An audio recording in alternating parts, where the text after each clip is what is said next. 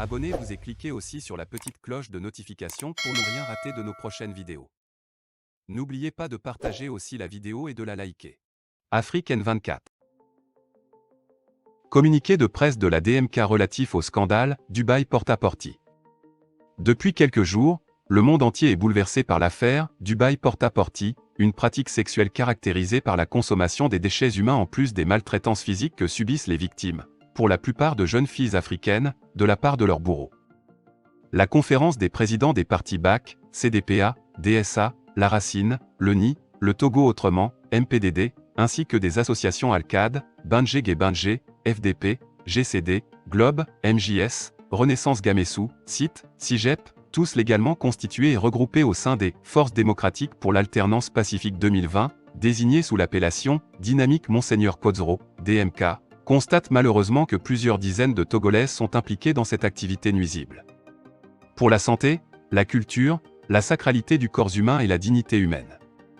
Ne perdons pas de vue que les excréments contiennent des microbes responsables de maladies et en conséquence, Dubaï Porta-Porti est une pratique inhumaine qui reflète une vision détestable de l'Afrique comme caniveau de l'humanité. La DMK est scandalisée et préoccupée par cette pratique criminelle dans laquelle prospèrent de jeunes dames dites influenceuses qui affichent un train de vie fastueux et princier et se posent en modèle de réussite sociale, alors qu'elles ne sont que des symboles de contre-culture de nos sociétés africaines. Dubaï Porta-Porti détourne la jeunesse de nos pays du goût de l'effort et du travail bien fait comme levier de l'ascension sociale. Par ailleurs, ces scènes horribles de Porta-Porti rappellent aussi celles qui se déroulent sur la Méditerranée où des milliers d'Africaines et d'Africains sont abandonnés ou jetés à la mer alors qu'ils sont juste à la recherche de meilleures conditions de vie que les dirigeants de leur pays n'arrivent pas à leur offrir. La DMK est esséurée par le silence du régime qui régente la vie des Togolais sur ce scandale.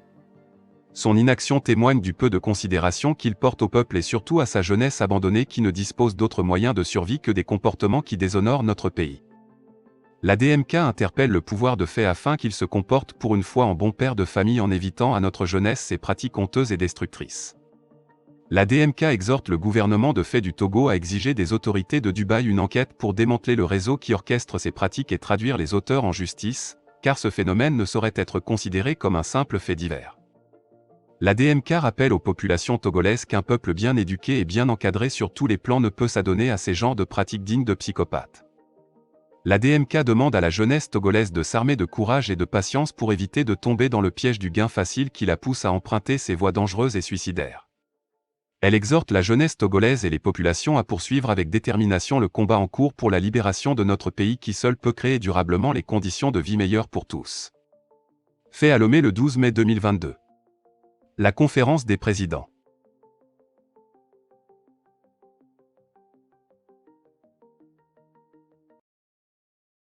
Likez la vidéo si ce n'est pas déjà fait. Laissez aussi votre point de vue en commentaire.